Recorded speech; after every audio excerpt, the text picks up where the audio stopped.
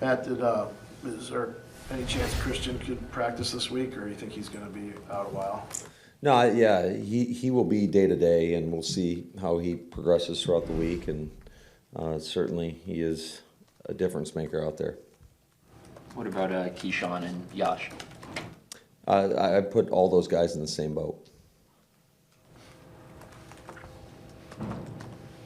How much longer do you think you can get away with leaving Mercedes Lewis wide open on the goal line before teams catch on to that?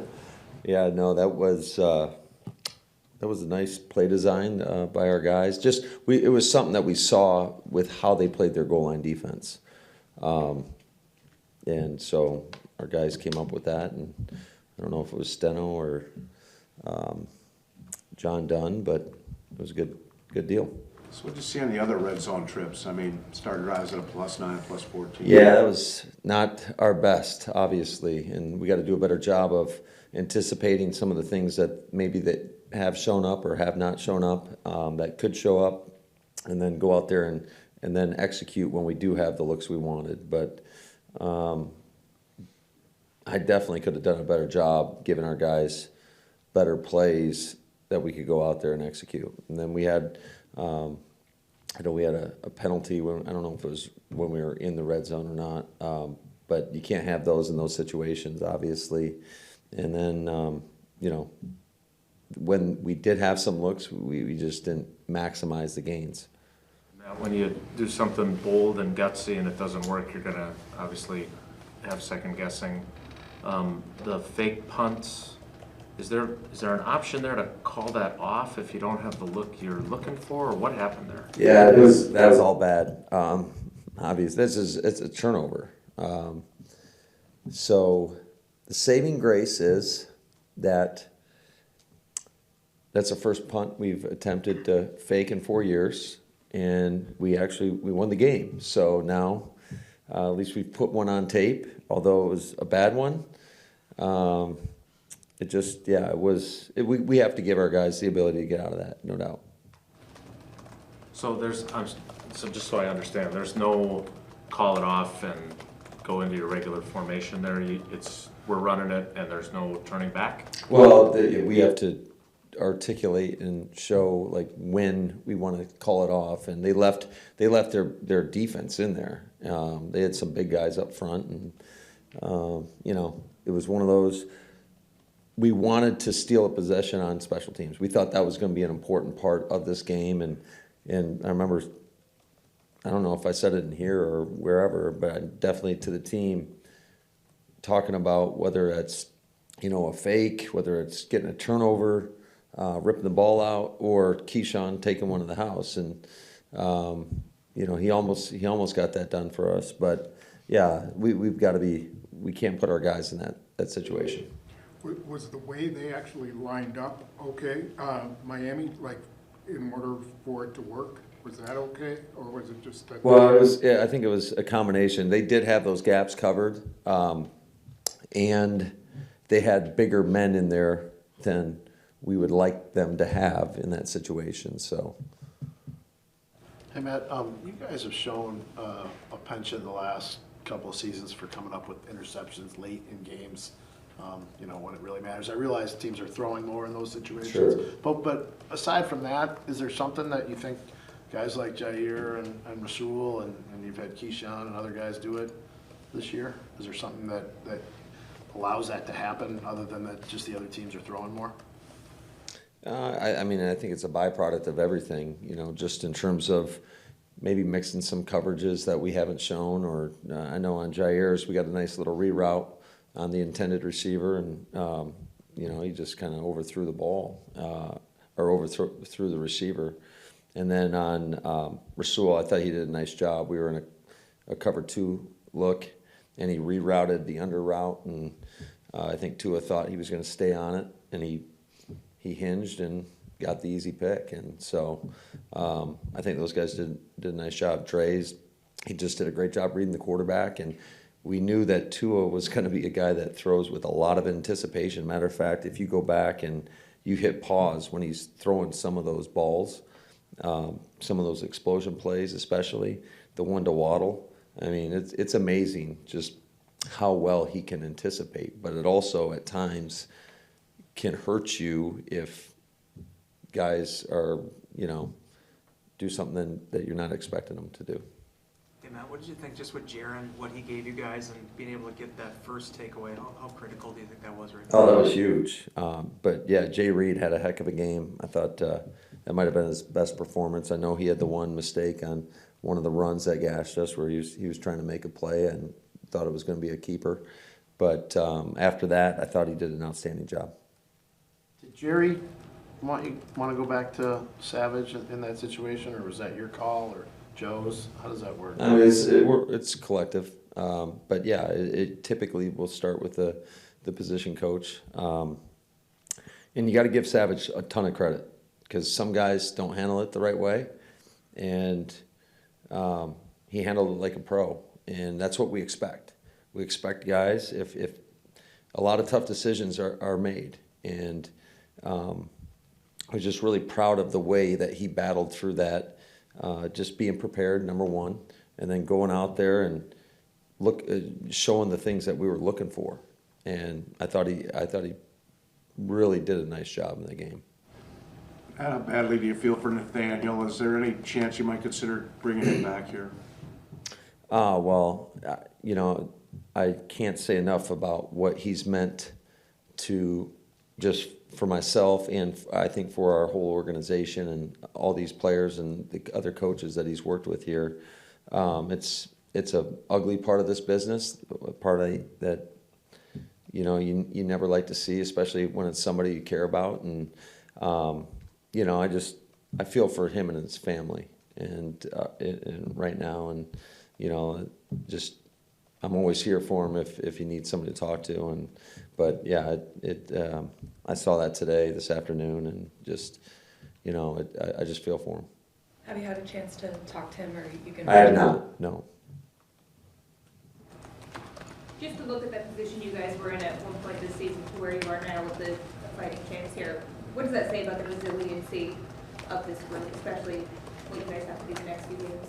Yeah, I think it speaks to the character of the men in that locker room and our coaches and just everybody sticking together, because you see it get sideways in a hurry in this league. And, they've battled and, fought being down in a couple of these games. And, just that's something we talk about all the time, but until you really put in the fire and you gotta be able to handle it. And I thought it was a really cool deal what our team accomplished yesterday, being down 10 points on the road against a really good football team.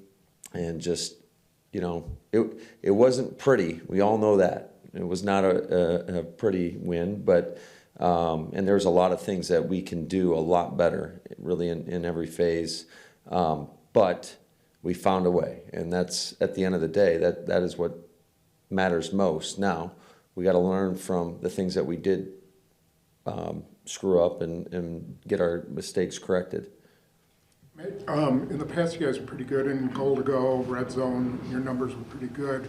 Do you think in any way you were really relying on Devontae Adams, and now you're dealing with across the board kind of a coverage? You got to be more creative or something? Yeah, I think that we got to look at everything, and certainly when you have a guy like that you can kind of lean on in the pass game, it definitely makes it a little bit easier, no question about that. But yeah, we will look at everything and try to come up with some things that can counter some of the things that teams have done to us. We've seen a lot of just loaded boxes where they're daring you to throw the football, and it makes it very, very difficult at times to run it in. And although I just still think it's not like we can just abandon the run. We have to, I think, try to still run it in, and then have some run solutions off of some of our running plays, which I think we've done a decent job at when they're there. But certainly we've got to come up with some better stuff, because I think it started really week 1 versus Minnesota, where they stuffed us down there. And, I'm sure they're looking at all that, and they've done a pretty good job in the red zone as well, defensively. Sorry, was the 4th and 1, that situation, I think they had 8 guys in the box, the one where you threw deep to Christian and it was incomplete. Was that, or were you just going for it on that one? No, we anticipated what they were going to play, and we got exactly what we thought, and we wanted that matchup. And you know, Christian on the nickel, and he actually played it better than I thought he would, but you know, it didn't work out, unfortunately. How crucial will it be to be at home these final 2 regular season games? Oh, I think that's very critical, and I think we're going to definitely need our fans to show up and be as loud as humanly possible and make a difference for us, because I think our guys definitely feed off the energy in Lambeau, and there's not a better place to play, in my opinion, than right here, and especially this time of the year. Matt, on kick return, do the parameters for taking it out of the end zone apply across the board to everyone, or has Keyshawn earned a little bit more freedom? And I'm obviously talking about Romeo's return. Has he earned more freedom than maybe What other do you guys? think, Matt? It's a great question, but what do you think? Liked Romeo to keep it in. I think you're correct. Okay. Yeah. Rome knows that too, and he will not do that again. Was that the one where Patrick Taylor was basically? Patrick was trying to help him too, and you know, everybody makes mistakes, and you just gotta, like I said, you gotta get it corrected. You gotta learn from it. You gotta move on, and it's not. We've got a lot of confidence in Rome, but I think Keyshawn has, you know, proven and given us more and more confidence each and every game that he is capable of breaking a big, long return at any time. And I can't speak to the effort we're getting on teams. I don't know if you guys can probably see it, you know, when you're watching the games. Rich has done a hell of a job. Him, Byron, Spurlock, of getting these guys to buy into that phase, and it's become a real strength for us, I believe. And I don't care what all the analytics say, and I know that they can get skewed. I just know what I see on tape, and we're bringing a physical mentality, and guys are getting excited for it. I think you could feel that when watching our coverage units, just getting down there, making big plays, making tackles inside the 20, and just playing with a physicality and a mentality and a style of play that reflects the type of energy that Rich brings each and every day. What do you how do you think Jair's season has progressed? He was pretty obviously disappointed he wasn't elected a captain. There were some times where he seemed to have some frustration, and it seems like he's played pretty well for you of late. How has he kind of progressed through the season from your perspective? Yeah, I think it's all what we ask him to do, and certainly there's nothing that we feel as a staff that we can't ask him to do. He's that type of player. And I think his play has improved each and every week, and we needed to keep going, because certainly we've got a tough challenge that lies right in front of us going against the Vikings. It's one of the most explosive offenses in the league. They got playmakers, you know, I know we're all really familiar with them. Obviously, Adden Hawkinson definitely brings another dynamic to that team, and their ability to run the football with Dalvin Cook, and I think Kirk's having a hell of a year. And then just, you know, it's not just Justin, but obviously Jefferson is a problem. I mean, he's legit number one, and you could argue he's as good as anybody in the league right now. Two more, please. Bristol mentioned yesterday that Jared Gray kind of laid into them at halftime. And they had mentioned that during the Bears game too, that he did the same thing at halftime. Seems like it's not too characteristic for Jerry to do that, I guess. Have you kind of seen him get like that? You know, to do it in pregame. Tell him that? Not yet. I just did, I guess. Matt, you're talking about with the special teams. Isn't the big difference that you actually got some guys who've played special teams before now? Oh, 100%. That has definitely made a huge difference. Dallin Levitt's done a hell of a job. Keyshawn, Rudy, but I think you're seeing some of these younger guys start to grow, and certainly Thump has made his presence felt.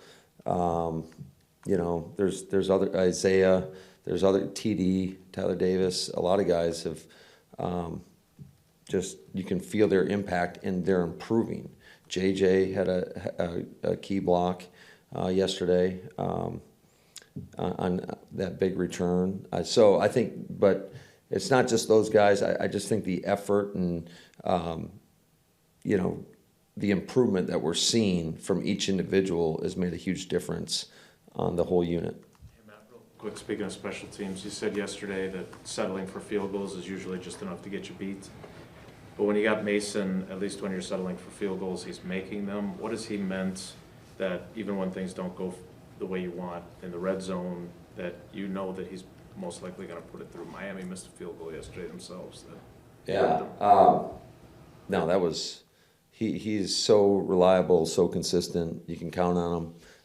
No matter what the conditions are, whether they're good, bad. I think that is something that probably gets overlooked at times. And no, he's just, he's, I don't want to jinx anything, but he's been automatic, you know, so I just, he's been great. Can I ask you another thing? Sure. You know, the play down near the goal line and Christian Watson's in the backfield and he goes out into the flat. Mm-hmm. Is he supposed to turn that direction or should he turn this direction? Or Well, so we line up fast, right?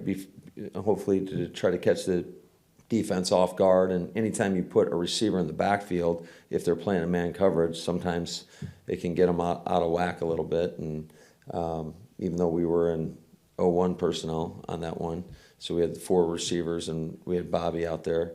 But yeah, I think we snapped it quick.